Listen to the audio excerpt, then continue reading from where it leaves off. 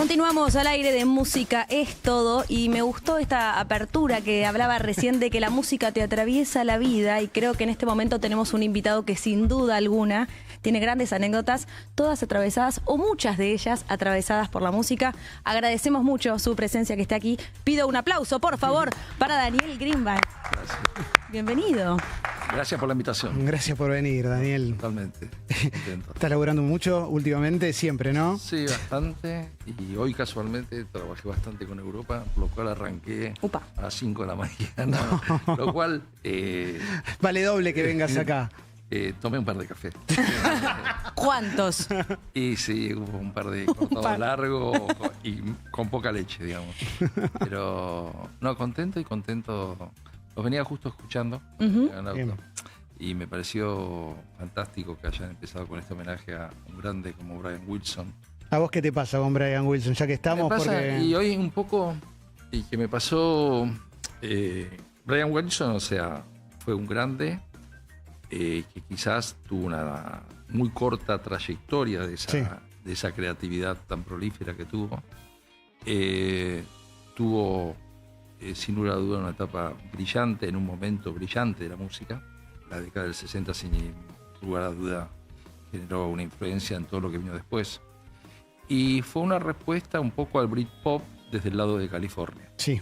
Y eso que comentabas hace un rato de la disputa de Paul McCartney, no solo se veía también, los dos eran de lo que era EMI o Capitol, también había una lucha interna discográfica. Esto te lo digo del lado de la industria. Me encanta. Entrando al mundo Greenbank, esto es genial. Es como el doble clic, lo que no se ve, lo que está tras bambalinas. Claro, y había, sí, esto que es correcto, que había como una competencia artística y en lo que mencionabas de Smile, él cuando hace el disco de Pet Sounds, él se anima más a lo que Paul McCartney no se había animado, claro, ni George Martin con los Beatles.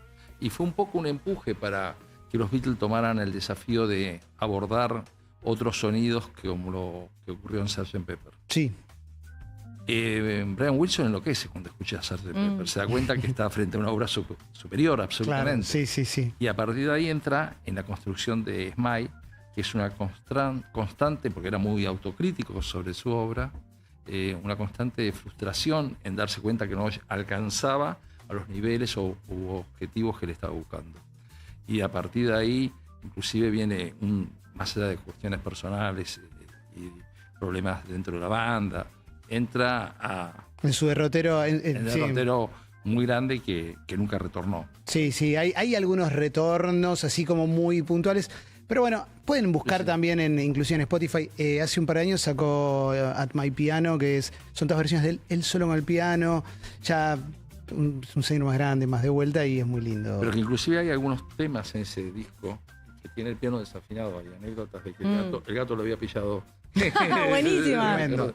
Y lo que sí, y justo con la muerte de esta semana de Sly Stone, un poco pensaba, si bien hay una gran generación, una nueva generación que jamás lo escuchó, porque no tiene difusión, porque no entra en los algoritmos de Spotify, porque no, quizás sea, obviamente, con un peaje muy caro, pero como para llamar la atención a que gente pueda descubrir Sly and the Family Stone, que fue a la música funky algo extraordinario, y gente que pueda descubrir a los Beach Boys, porque al pop fue algo extraordinario. Total. Entonces son llamadores que tienen que ver también con una cuestión.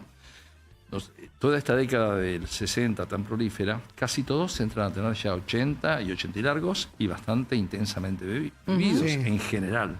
Sí. Entonces no llegan en su plenitud, digamos. Claro. Y bueno, y entra a sucederse que en esta semana tengamos muerte de dos enormes. Dos descubrimientos. Sí. Yo prefiero pensarlo así, como decís vos, como... Bueno, un montón de gente entra, como pasó con David Lynch en su momento, ¿no? Como también, como aprovechen, entren a meterse acá. Es un buen acceso para darse cuenta que existió una etapa fundacional, una etapa de exploración sonora muy importante, de distintas temáticas. Creo que inclusive el desafío, y estaba también eran incomparables los Beatles, que representaban absolutamente el sonido británico con el sonido californiano de los Beach Boys. Eran, si bien los podías enrolar los dos en un comienzo en un pop, pero tenían un sonido muy particular y muy diferenciado ambos. Y es bueno que las nuevas generaciones puedan, por lo menos, mamar un poco, aunque sea hoy, ir. Aparte es tan fácil hoy poder acceder, porque vas a Spotify, pones Beach Boys y lo escuchás. Sí, de sí. hecho, yo así, mi disco de vinilos, que los tengo en la colección de los Beach Boys, no tuve que recurrir fui a Spotify hoy, que justo cuando vi, siempre te da como esta cuestión de la nostalgia. Y me escuché, entré a escuchar material de ellos y es más, una curiosidad que me pareció impresionante, que Pet Sound no tiene entre los primeros 5 temas de los que es su obra icónica, ninguno de los 5 temas más escuchados en Spotify. Cuestión que me llamó la atención, digo, bueno, cómo por otro lado fue la difusión. Sí, totalmente. Sí. Me gustaría hablar un poco de tu historia. Ya conocimos un poquito de esto que escuchabas, pero también un poco la música siento que atravesó mucho tus comienzos, tus inicios, tu infancia, tu adolescencia, esa era de DJ. Pero digo, ¿tenés un punto, un origen donde empieza un poco esta historia? ¿Te acordás eso primero que escuchaste? ¿Cómo arranca? Mira, cuando este también vínculo? venía, acá Clemente mencionaba hacer radio de noche. Cuando mi primera aproximación fuerte a la música viene escuchando radio de noche. Mira. Las radios en ese entonces no existía la FM, y los 2 programas más icónicos de la AM musicales eran de 2 sastrerías: Música con Thompson y Williams y Modern en la Noche. Modern en la Noche, ese es un clásico, es el más conocido. Sí, Música con Thompson y Williams a mí me gustaba más, lo conducía un conductor que se llama Fito Salinas, y que lo que tenía era que al incipiente rock nacional le daba más bola. En cambio, Modern en la Noche, Ricardo Kleiman, esta es un poco cómo funcionaba la desinformación en esa época, estamos hablando de que las redes vinieron muchísimo después, era un productor discográfico. Entonces muchísimas de las cuestiones que él como productor discográfico y monopolizaba la audiencia, porque eran etapas donde las radios eran muy segmentadas y el horario de escuchar música para los jóvenes estaba puesto en la noche, él reversionaba muchos de los temas. Como era productor discográfico, cajoneaba las versiones originales.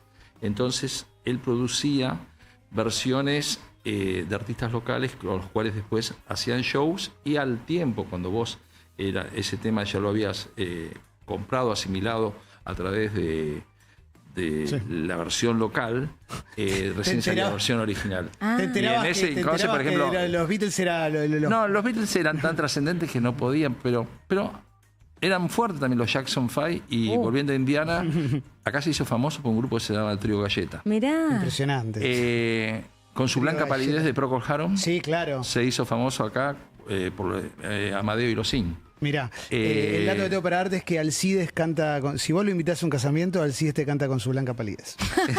Yo lo vi. ¿En castellano o en inglés? En castellano. Bueno, es la versión entonces de Amadeo. Sí. Pero, interesante. Y era parte de la desinformación que existía, porque obviamente no existían las redes, y cuando los discos cuando llegaban, vos comentaste recientemente, escuchando en el auto, por eso una referencia, de dónde ibas a determinadas disquerías, porque no en todas estaba todo el repertorio, inclusive no se editaban todos, inclusive había disquerías que eran como íconos, como el Agujerito en la Galería del Este, de donde venían primero los discos, donde vos podías comprar discos importados. Entonces era un hallazgo extraordinario poder acceder a determinado material que por ahí lo escuchabas más. Modar también tenía, cuando quería te pelaba más un poco internacional, más novedades, pero en la radio de noche, volviendo, era muy musical, y fue el comienzo un poco de la movida de entrar a la música. Claro, porque había una concepción de que la mañana le pertenecía a los adultos, la tarde era un matiné, un regreso, y recién se suponía que los jóvenes existían para ser oyentes a partir de las 9, 10 de la noche. Y hasta la noche. Todo tu amor por la música puede ser que sea lo que condiciona también tu manera de trabajar, condiciona positivamente, tu manera de trabajar como productor, promotor, representante, porque vos tenés diferentes hitos en tu carrera, después repasaremos algunos, pero yo lo que veo es, a este chabón le gusta la música, no lo está haciendo por guita solamente, o sea, obviamente está la guita ahí, a veces perdés, a veces empatás, pero hay otra cosa. El hit de los Rolling Stones, que todas las notas se va a hablar de eso siempre, pero eso también porque amás la música, no es porque... Absolutamente. A ver, yo empecé, en esa época era DJ, ahora lo que sería DJ. En esa época no era... En el correr de los tiempos hay profesiones que se van jerarquizando. Claro. El DJ no tenía una jerarquía o una... No era Cataño.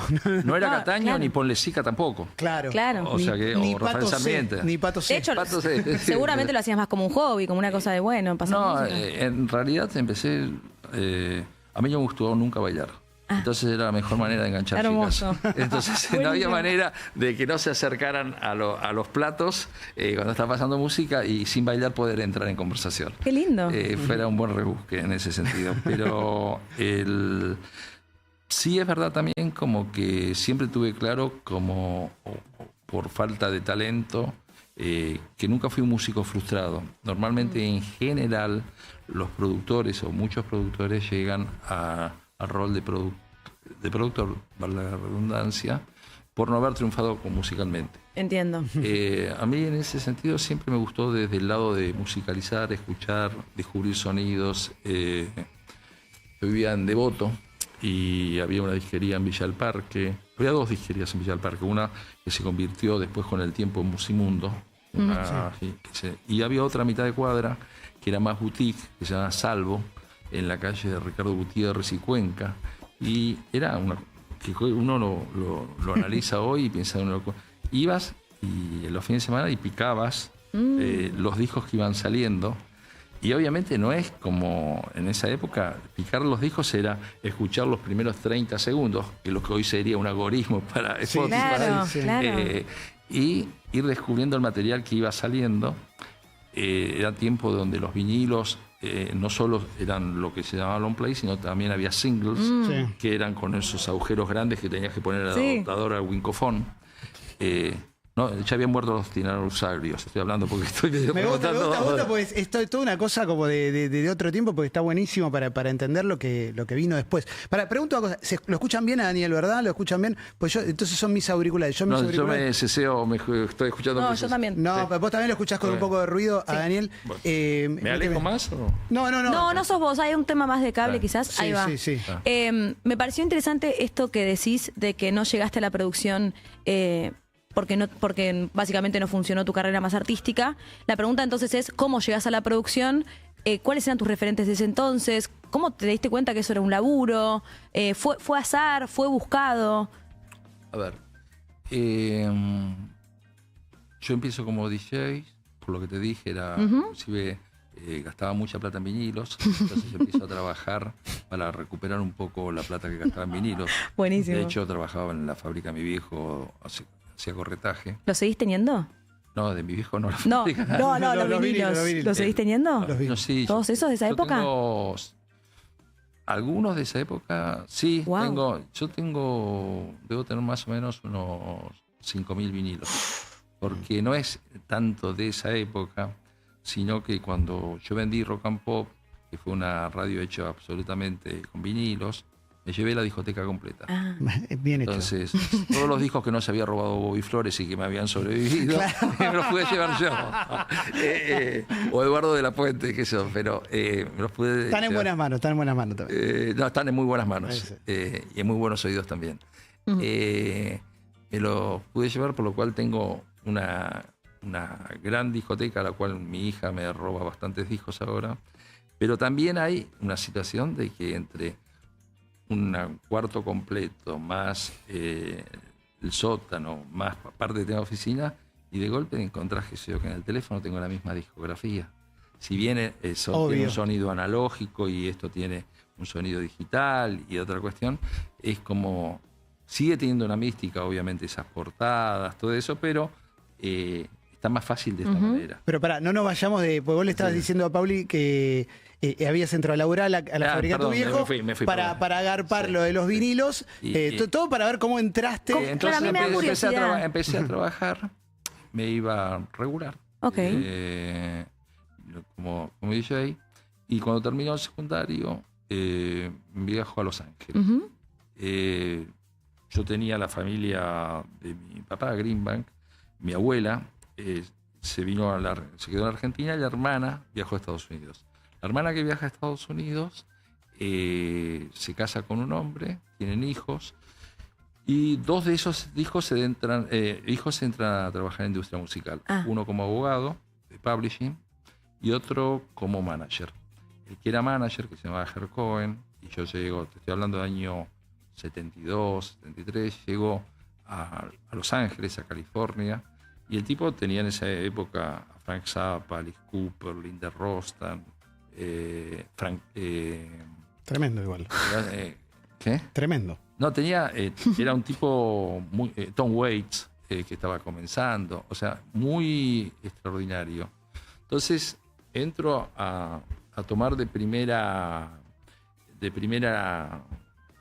accedo a una serie de información, de cuestiones que era imposible y mucho más pensando de cómo era. No estamos hablando de un momento donde Argentina o Sudamérica estaba plagada de giras como en estos últimos años o estas últimas décadas, sino que no venía nadie prácticamente. No. Sí. Claro. Entonces, cuando accedo a toda esa información me vuelvo loco. O sea, y aparte, con ir a, qué sé yo, Frank Zappa en esa época tenía Madness Invasion. Sí.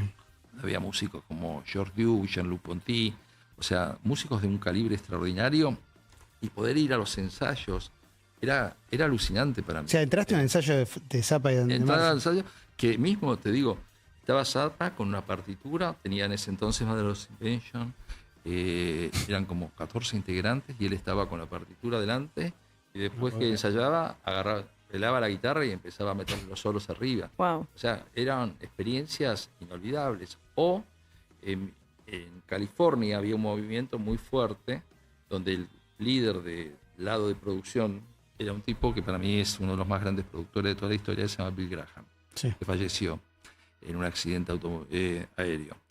Y en ese entonces Bill Graham tenía Santana. Entonces, yo pude ir a verlo a Santana, al Roxy, con 300 personas, y después, como era argentino y él hablaba en castellano, haberme quedado en esa época. Wow. Que para mí, qué sé yo, que lo había visto a Santana en Woodstock. Claro. Dicho, o sea, me parecía como que estaba... Un delirio. Era algo inabordable. No quiero spoiler. ¿Vos tuviste algo que ver con Santana en Argentina en el 73? No, yo era chico, fui público. Ok. Cuando Santana, por eso. Ahora que arrancó. No. Yo tenía 5 años. No, porque la pregunta siguiente es qué bien que te conservás. Daniel Grima tiene 600 años. No. Fui público. Es más, es increíble que Santana haya tocado en el metro. Hoy no existe más ese cine, es donde está Espacio Tango a media cuadra del Colón, que haya tocado ahí en San Lorenzo. Bueno. Y lo que era, te partía la cabeza. Santana. Qué locura. Tenemos The Police en New York City. Pero eso es posterior. Pero sí, en el 81. Y más acá tenés Bad Bunny en Pinar de Rocha. Sí. Pero cuando accedo a toda esa información, yendo nuevamente al comienzo, es como te decís, la verdad que esto es lo que quiero hacer. No tengo la menor duda. Y yo había empezado siendo manager de algunos grupos. En ese entonces ya había programas un poco más a la tarde. Okay. Había un programa de un conductor que se llama Leo Rivas, que era productor que le auspiciaba la Cámara Argentina del Mate. Y había producido un dúo que se llamaba Vivencia. Sí.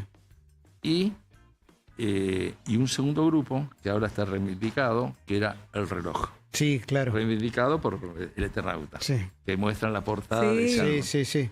El Reloj, que dicho sea de paso, de San Justo, era como una cuestión de militantes que después obviamente se reprodujo por mil con La Renga o con los Redondos, pero... tenía un grupo duro de seguidores que tocaban Rosario y era la hinchada de Almirante Brown que lo seguía absolutamente a todos lados. Y Vivencia era un dúo acústico folk que hicieron un primer álbum un poco pretencioso, se llama Vida de Sebastiano, una ópera rock, pero... Muy de la época eso. Muy de la época hacer eso también. Sí, estaba todo, a partir de Tommy y los Who, todos dijeron, tengo que tener mi propia ópera rock, exacto, más o menos, como soplar y hacer botellas, pero no era así. Y Vivencia había pegado después un hit que se llama Mi Cuarto, que hoy a veces suena en esos programas, en algunos programas nostálgicos.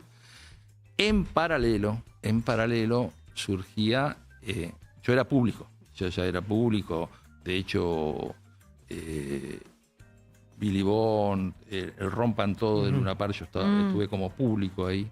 Estaba creciendo ese movimiento, me volvía loco con Manal, con Almendra. El circuito de recitales no era tan fuerte como actualmente. De hecho, se trabajaba mucho más en lo que eran los bailes en los clubes los sábados, donde en el mismo esquema que hoy podría tener un grupo de cumbia, se hacían 2 o 3 shows por noche. Y los recitales era algo bastante incipiente y en horarios muy, muy marginales. Muy tarde. Muy tarde. O trasnoche, domingo a la mañana, viernes trasnoche, porque era tan poco el volumen de plata que se manejaba que levantar una sesión de cine no le rendía a la sala, entonces era en un horario marginal. O en circuitos alternativos, como podía ser el Teatro IF. El IFT, sí. De la calle Boulogne-sur-Mer. Sí. Y iba a aparecer, o el teatro del Colegio La Salle, ahí en Riobamba, lugares muy marginales. Y aparecía en ese momento y irrumpía Sui Generis. Y yo la verdad que cuando vi, yo siendo el representante de Vivencia y viendo lo que era Sui Generis, la verdad que Sui Generis tenía una musicalidad, ya se veía extraordinaria, que también tenía mucho que ver con lo que sucedía internacionalmente en la música. Los años 60, aparte o principios de los 70, es el momento de máximo esplendor de James Taylor, Carole King, Crosby, Still Nash, Paul Simon. Dicho sea de paso, la semana que viene me estoy dando un gusto en vida, que haciendo una gira despedida. Y toca en un teatro en Nueva York, lo voy a ver en el Beacon Theater. El Beacon Theater es un gran teatro y él acaba de sacar un disco que es como un salmo largo y es una belleza absoluta. Yo creo que Paul Simon es uno de los grandes, no sé si tiene el reconocimiento que merece, porque ha sido tan extraordinaria su obra, y Simon y Garfunkel fueron un dúo tan influyente, inclusive en esa etapa de Sui Generis, de Vivencia, de ese comienzo de León Gieco, más influenciado por Bob Dylan, pero toda esa camada folk que tiene mucho que ver con el Village de New York, que tiene que ver con... El problema, ¿sabes cuál es el problema con vos, Daniel? Que tenemos 8.000 historias. ¿Cómo hacemos? El problema es increíble porque es con una pregunta hacemos todo son 2 millones de historias y me parece espectacular. Pero quiero picar un poquito un par de cosas porque... Yo me voy al carajo, reconozco. No, es que da, o sea... da para hablar infinito. Son muchos años. Te cuento una pequeña anécdota muy cortita. Yo trabajaba en un café el año pasado y el anteaño también. Nos juntábamos todos los sábados a la mañana. Cada tanto venía un chabón que tenía una disquería y traía discos. Y un día trajo, esto tiene que ver con algo que a vos siempre se habla de los que trajiste de afuera, extranjeros. Y trajo Mercedes Sosa en vivo en Argentina. Y nos pusimos a hablar de ese disco. Para aquel que no lo sabe, es el regreso de Mercedes Sosa del exilio en plena dictadura militar. Y lo hiciste vos eso. Correcto. Y el chabón que lo trajo dijo, yo tengo la teoría de que la dictadura empieza a caer acá. Yo sé que es un montón, que también está la guerra de Malvinas, que son muchas las causas. Pero a mí me pareció muy conmovedor cuando lo dijo, y yo te quiero preguntar por eso, por traer a Mercedes Sosa a hacer esos shows en el ópera, que haya amenazas, que aparezca Charlie, que se dé todo eso a la vez, Daniel. Yo creo, a ver, con Mercedes yo había empezado a trabajar en los comienzos de la dictadura, cuando a Mercedes se le entra a ser muy difícil poder trabajar por la continua amenazas de bomba, que en general eran paquetes que no pasaban nada, pero que en el momento, estamos hablando de que no existían los celulares, llamaban al teatro, hay una bomba en el baño, hay una bomba, y había un paquetito y tenías que desalojar la sala y era absolutamente estresante, horroroso. Por eso a veces cuando me preguntan hoy si no me asusta cuando publico algunas cosas de redes, lo que me pueden decir, digo, a mí me van a hacer con bombas, ¿qué me vas a correr con putearme por las redes? O sea, detesto la violencia, pero era un poco más agresivo, si se quiere, la potencialidad. Entonces Mercedes, cuando en la frustración de un recital que estábamos haciendo en el Premier con Rodolfo Mederos, me dice, yo voy a volver a Argentina y voy a volver con vos. Vos vas a ser productor. Y Mercedes se va y se exilia en Madrid.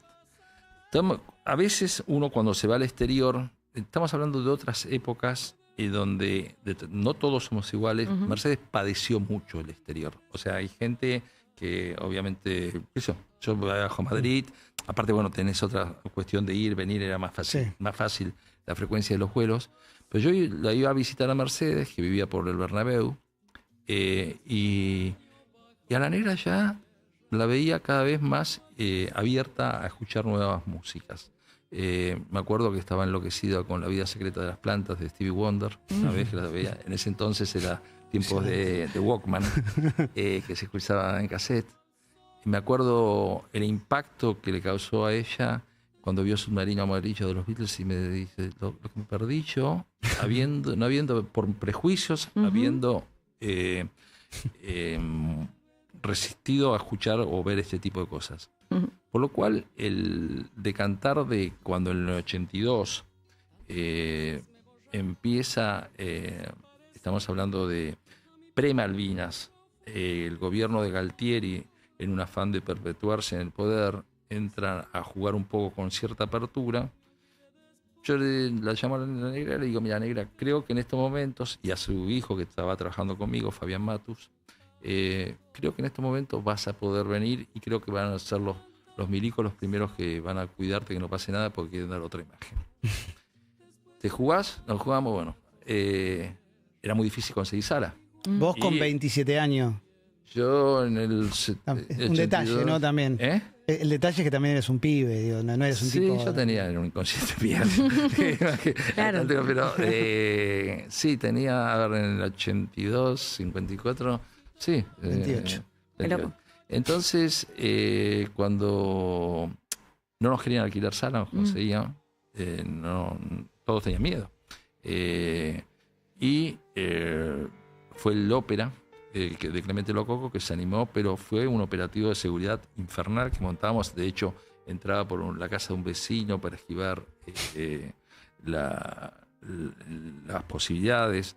Hicimos un operativo dentro de todo lo que se podía hacer preventivo para que la infinidad de llamados de hay una bomba, en esta vez teníamos sí la custodia preventiva para detectar que no ocurriera, pero igual siempre era incómodo. Vos decías, sigo o no sigo el concierto y tenés 2.000 personas adentro y te están diciendo que hay una bomba que va a estallar y pones las bombas en el plato y decís, sigo o no sigo, porque si cedíamos, perdíamos. Y yo creo que los recitales no creo que sea el principio de la caída, pero sí creo que entra a ser como reflejo de una cuestión. Yo creo que los movimientos sociales en general se van generando, son procesos, y creo que fue un eslabón muy importante dentro de ese proceso de construcción. Y lo que fue más importante es que la Mercedes Sosa que viene acá no es la misma Mercedes Sosa que se fue. Entonces su apertura musical, su aproximación hacia el rock, León Gieco, Charly García, hacia determinadas cuestiones más intermedias como Piero o Víctor Heredia, sus raíces folclóricas con si bien Domingo Cura, Ariel Ramírez, tango ya estaba con Rodolfo Mederos. Entonces se hizo un mosaico hermoso de todos colores musicales que representaban muy bien a lo que pasaba en la Argentina. Y para mí una de las cuestiones más interesantes de esto, usted mucho cuidado, hay que tener mucho, yo reivindico mucho el equilibrio cuando no caes en panfleto barato. Sí. Yo creo que fue absolutamente desde lo político y social movilizante, pero creo que fue un hecho altísima calidad artística. Sin duda. Entonces, creo que lo que le da la trascendencia, la perdurabilidad en el tiempo, es ese altísimo voltaje artístico. Entonces, en esa fusión, es más, Sony, en ese entonces no Sony, la compañía era la que hoy es Universal, se llama Philips, que lo tenía. No lo quiso grabar. Entonces digo, bueno, ok, yo lo grabo, me dejas a mí, y me quedé con yo y Fabián, el hijo de Mercedes, nos quedamos con dueños de los masters de esa grabación en vivo, que cuando después de transcurrido un tiempo nos lo compraron, habíamos vendido ya, solo en Argentina, un disco doble, 900.000 copias o cassette dobles, porque era época de cassette también, ¿no?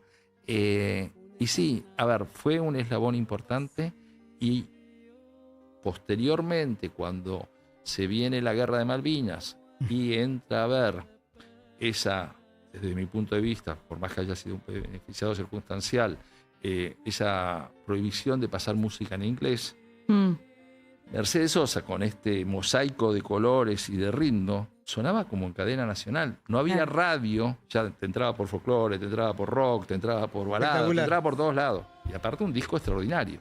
Entonces, sí creo que fue un hito cultural, creo que contribuyó en un momento a lo que vos decís, pero creo que hubo otras cosas también muy, muy importantes. ¿Me querés meter la última? Pues en realidad tenemos tanto... Uy, ¿ya? Sí, en realidad vamos como... ¿Cómo hacemos con la última? Vamos con 40, es agarrar una ruleta y tirar. Podemos ir por cualquier lado. Yo tengo alguna giladita más, pero como... Dale. ¿Sí? Sí. Tengo una... medio difícil de hacerte. Después mencionamos lo de Pink Floyd y de Immortal Remains. ¿Se terminaron las giras de los Rolling Stones? Pero te lo pregunto. Despejame esta duda. Te lo pregunto con dolor, pero tengo mi sensación. Sé que están grabando un disco. Mis sensaciones, hay algo que. Bueno, a ver, 80 y pico son, ¿no? También. 82, y recién hablábamos de la edad. Y hay algo más que agregar a los Stones. Los Stones no saldrían de gira si no saben que pueden hacer un show a full. No hay, qué sé yo, la última vez que yo vi a Genesis, en el último show que vi en el Madison Square Garden, Phil Collins entró con un bastón, era un viejito, se sentó, no se movió en todo el show. Jagger, si no siente que tiene el despliegue físico que siente y que tiene, y que van a tener esa entrega, más allá de que ellos tres que exceden los 80 años, no van a salir de gira, si no es eso. O sea, este es un tema central. ¿Qué se frustró el año pasado cuando iban a hacer, estaba en Europa, en la prioridad? Hubo un examen médico, nunca se manejó con mucho hermetismo, no se supo, pero para el seguro de cancelación que no se lo dieron. Más allá que los Stones tocan una vez y dejan 3 días off, una vez 3 días off. Misma rutina que, por ejemplo, hoy tiene AC/DC. Perfecto. Entonces, es muy difícil, es mucho más fácil poder hacer, porque están mental y artísticamente vigentes, por lo cual están haciendo un disco en estos momentos en Inglaterra. Ahora, poder presumir que vayan a hacer de gira, para mí me parece muy difícil pensarlo, pero no hay nadie más que ellos cuando sientan que están para hacerlo, si lo hacen. Pero lo que estoy diciendo hoy, no hay nada, porque mañana dice... Claro. No hay nada. Bueno, las esperanzas no están perdidas, que es lo que necesitamos. No digas, saber. Después dicen, no tengo ni esta luz, porque si no... Claro, por la duda. No, digo para nosotros, no para vos. La última pregunta que te quiero hacer, que un poco me gustaría hacerla a los diferentes invitados que tengamos en este programa, para después unificar un poco todas las respuestas. ¿Qué es la música para vos? Y una parte fundamental de mi vida, fundamental, pero fundamental en serio, ¿no? Por todos los aspectos que esto tiene. Tiene mucho que ver también con mi vida familiar. Mi viejo era un gran oyente de tango y de música clásica, fanático. Mi viejo era lo que se llamaba cartonero, en esa época, que era fábrica de cajas, no lo que hoy es cartonera. Y me acuerdo que en R.C. Víctor, que tenía casi todos los artistas de tango, hizo una colección que se llama Alma de Bandoneón. y volvió que había estado con Pugliese, con Salgán, con Troilo. No sé si pasado de marca, pero volvió muy contento. The Pink Floyd Exhibition, The Immortal Remains, desde el 10 de septiembre va a estar acá. Ya venís trabajando con... No, ya fue eso. Esto ya fue. Porque dice actualmente, pensé que venía. Producción actualice. Ok, pensé que esto era a partir del 10 de septiembre. No, fue la última muestra que terminó el año pasado. Ahí va. Sí. Che, Daniel, perdón porque hablamos solo el 10% de tu vida. O menos. O el 3% de sí. tu vida. Hay un libro, Hay un libro, sí. Te quiero, te odio, dame más. Búsquenlo.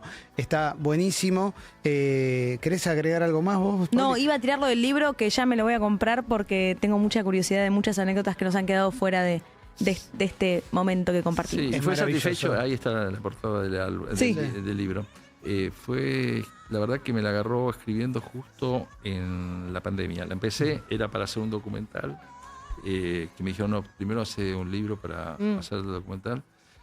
Agarró pandemia de por medio, me entré a enamorar del libro, empecé a escribir, a reescribir, obviamente con la gente que colaboraba conmigo. Y ya había terminado la pandemia y no lo entregaba, pues seguía escribiendo cosas, corrigiéndome. Me parecía como Smile con Brian Wilson, que no quedaba conforme con los capítulos. Era tu Chinese Democracy, Entonces, pero después salió y la verdad que quedé conforme. Pero también me di, si esta locura de obsesión me agarró con el libro, todo eso, ni en pedo hago el documental porque se me da un año de vida. Hay que hacerlo. Gracias, Daniel. Gracias a ustedes. Urbana Play 104.